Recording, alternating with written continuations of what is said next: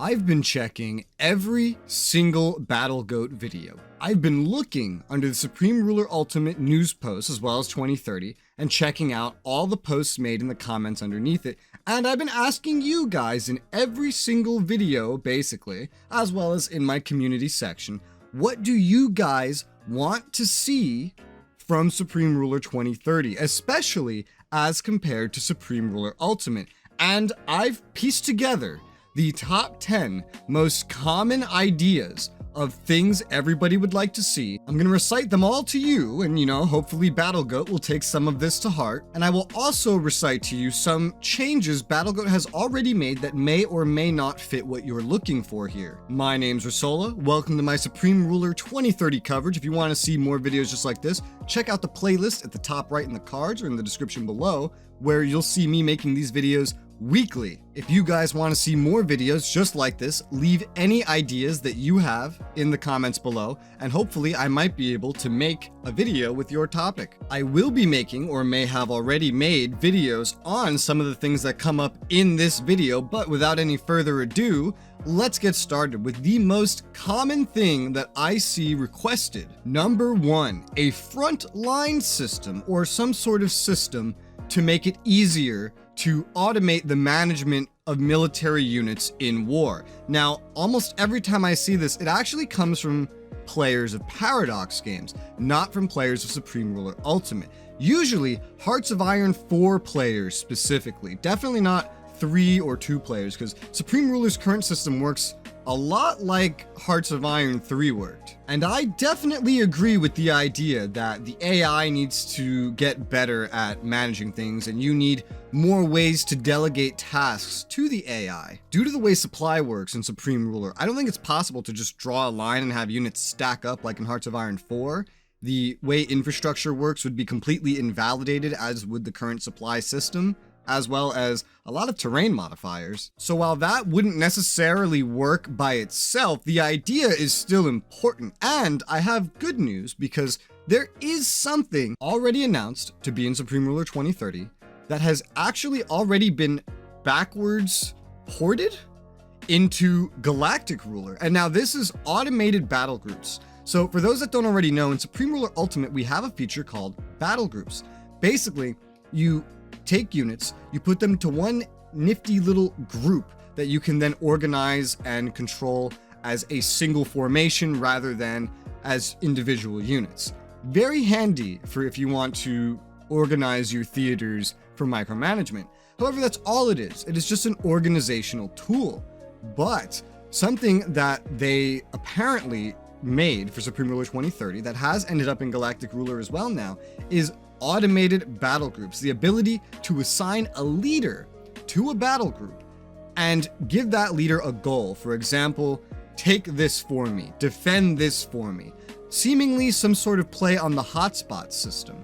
And the AI will then do all the rest of the micromanagement and modifiers to get the job done with what you have given it. Reminds me a lot of the game Command Ops 2, for those that might know it, which has probably the best AI I've ever seen in a video game. While this probably won't be as intricate as that, and it's not quite the frontline system I see requested so much, hopefully these battle groups, these updated battle groups, will provide the solution to the problem that inspires these kinds of requests, given that it is the most common one I've seen. But enough on that one. Let's go to number 2, the second most common thing that I see requested, which is peace deals. Right now in SRU, peace is a fickle thing.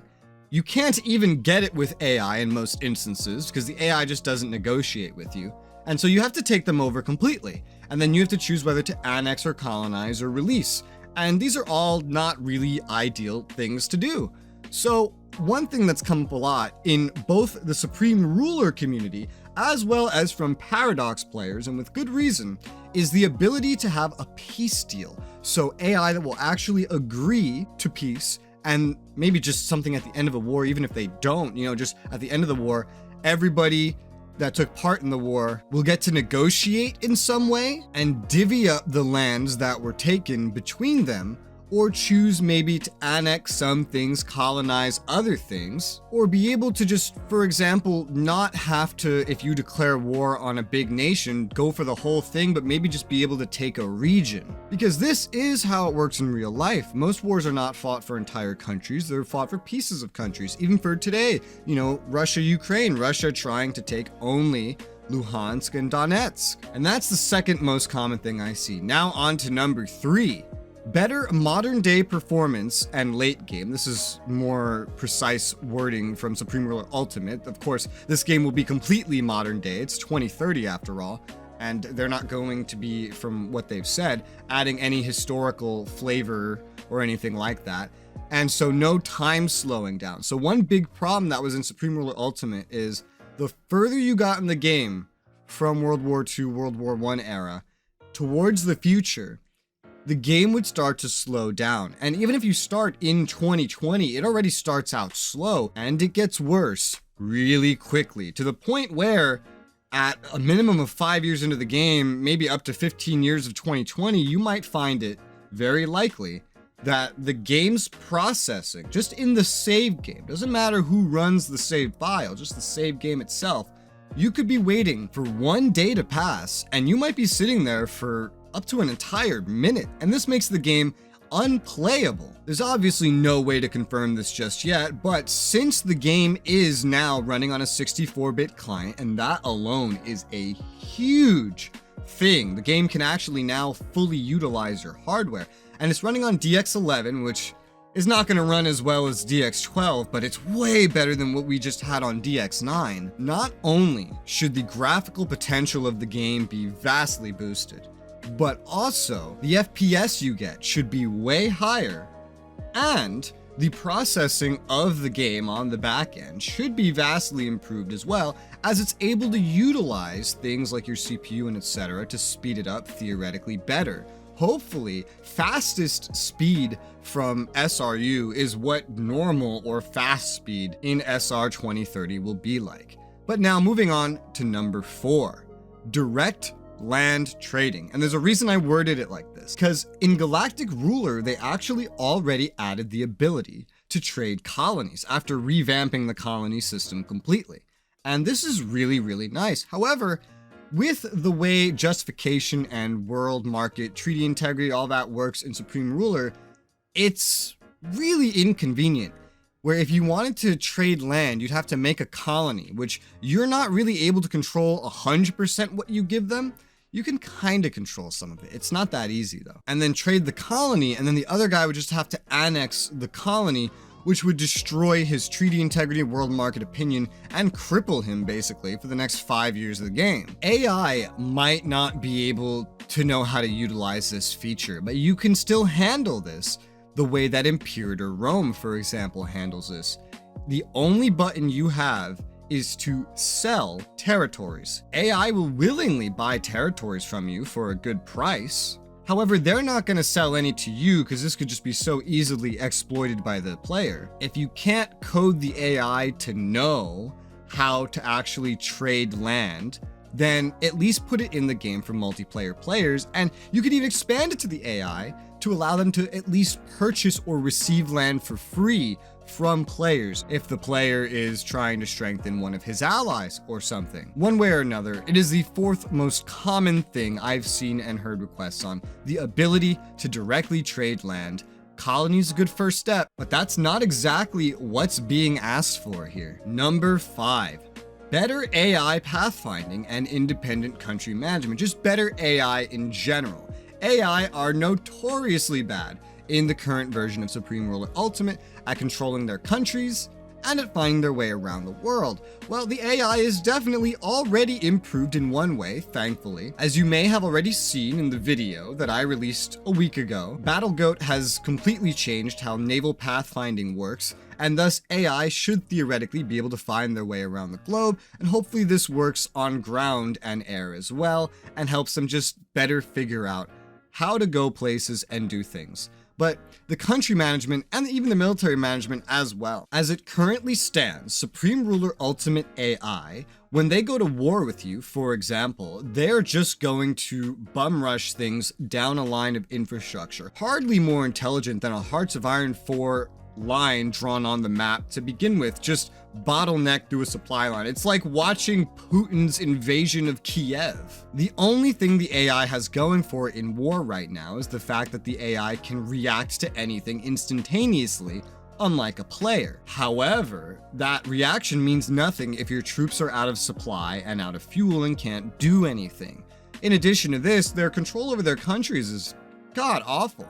All they do is spam building research center, which causes the world to run out of industrial goods, which means nobody has industrial goods to build anything that matters. They don't make enough resources. They don't stockpile military goods. And even when war starts and they want to start pumping out military goods, nobody has the indie goods anymore to make them because they've drained the world dry building their excessive amount of research centers, which costs way too much money to begin with, and while it allows them to research things very quickly, it quickly drives them bankrupt as well. This is not a good state of AI for the Supreme Ruler series, and while the pathfinding is definitely at least somewhat improved, there's a lot of other work that needs to be done here, and that is the reason why this is the 5th most common thing, maybe even the 4th, these two were kind of tied with each other, that I constantly see being asked for. So please, battlegoat, give us smart AI. Time for number 6, which is modern diplomacy. The ability, for example, to attack other nations in a way without it leading to war, like in real life. In real life, if someone flies a fucking plane over your country, that country's not going to declare war on you. This shit happens over the Republic of China every single day. The People's Republic of China flies over them non-stop, and the world doesn't bat an eye. Small cities like Hong Kong, which still legally belong to someone else, get walked into by foreign military troops, and nobody puts up any kind of an external fight whatsoever. Nobody does anything about it. Iran constantly mortars and uses drones and shoots missiles to attack American, Saudi, and otherwise targets in Iraq and insert any number of foreign countries here. And while there is usually some kind of retaliation, it's in the form of other missile strikes and things like that. It doesn't lead to war. In addition to these missile strikes, for example, the seizing of enemy freighters and boats and things like that, there's so many aspects to modern diplomacy and modern warfare that have nothing to do with war. Stealing, attacking, so many things. I've already seen that they have changed it so flying a plane over someone is not an automatic free war. That's definitely a step in the right direction. However, it is only just that, a step. And this is the 6th most common thing that I see get requested. So hopefully, by the time 2030 releases or sometimes afterwards, we might be able to make a little bit more progress here. And on the topic of free wars, for example, from flying over, having a justified war where you don't lose anything, SRU actually doesn't have a way to communicate that information to you, so this is a personal request. If 2030 could have a way to communicate whether or not you have a free war against somebody, that would be fantastic. Number 7, spheres of influence. Now this is something I've seen over a very long period of time coming up. Control over spheres of influence. As it stands, the Supreme Ruler Cold War system that was imported into Supreme Ruler Ultimate is simply that there are 3 different places, generally, you can fall. Red, blue, and white. White is neutral. There's 2 variations of red and blue, but that's how spheres work. There's 2 opposing spheres, and it's just white in the middle, where you can't even really interact with most of the game world when you're in the white point. Now, this is great, and it works for a bipolar simulation of the Cold War, but what about in a multipolar world, as the world was for most of history, and as it is projected by a lot of forward thinkers that the world would be in 2030 and beyond? Whether that's true or not, Supreme Ruler 2030 is a game of the future, not a game of reality. Just as having Russia looking powerful in 2020 turned out to be a hilarious oversight that every developer representing Russia made, we have enough of an idea of the rising powers of 2030 to make it very possible that other countries could make their own spheres. I mean, even today, we kind of see this happening. There's an American sphere, sure, yes, NATO, etc. Allies in the East, even Brazil's in it now.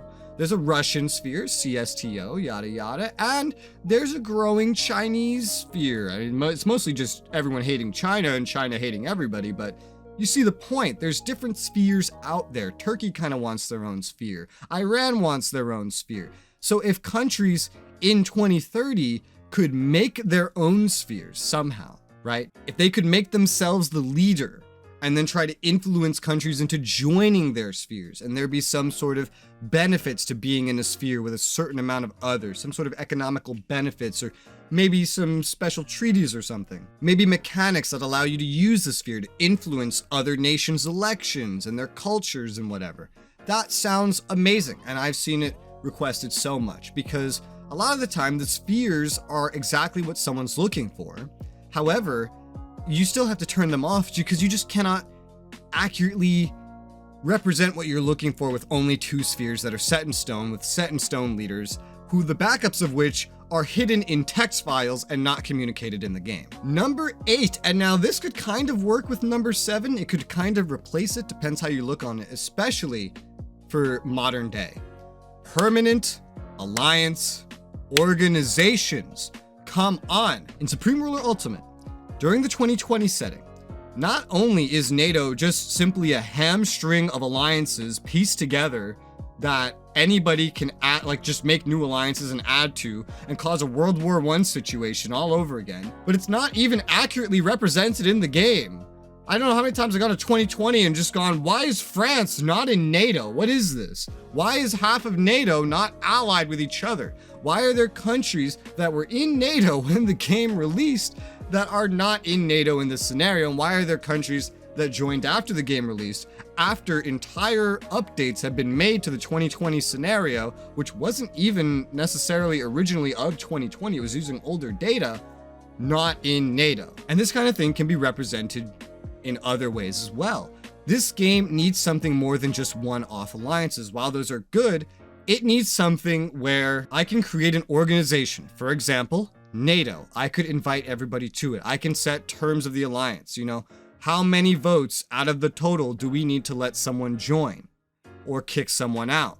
When does this activate? You know, is this a mutual defense? Is it like the moment someone attacks you, then everyone needs to declare war just like automatically?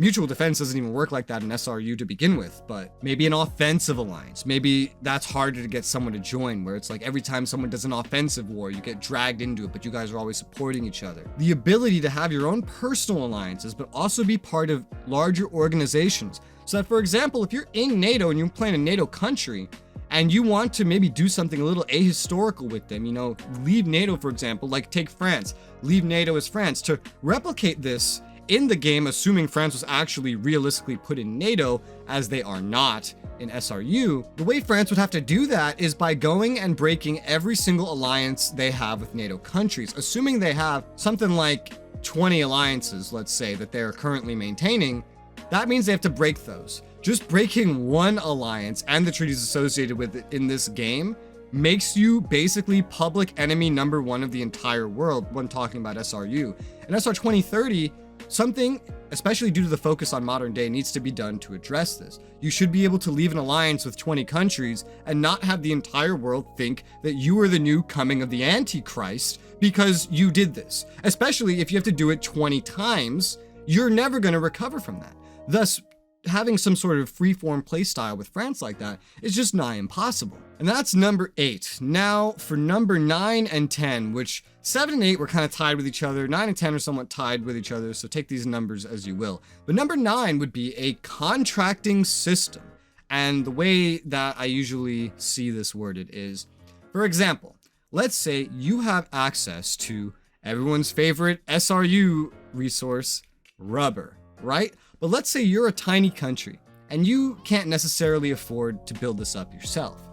Or maybe you just don't want to. Maybe you already make enough rubber, but there's extra rubber spots and you want to profit from them. Selling stuff on the world market is not always that profitable. It's not always that easy, especially because it's based on your GDP, and selling things directly is still relatively based on those costs associated with it. So one thing that could definitely help, and one thing I know my multiplayer group, we wished we had in the game almost every single playthrough, was the ability to take a rubber spot, for example, and allow another country a lease. For example, they build a extraction site there, and then they will hire the local employees needed, or maybe use their own employees or what have you, and they will harvest the resources for you. They will then keep the resources and give you money in exchange for it, or maybe just split the resources with you, whatever's easier to implement. Some sort of contracting system like that would be very realistic and very, very helpful to the economic simulation of the game and the possibilities of what you can do, especially with other players. Finally, number 10, the ability to sell units that are not made yet.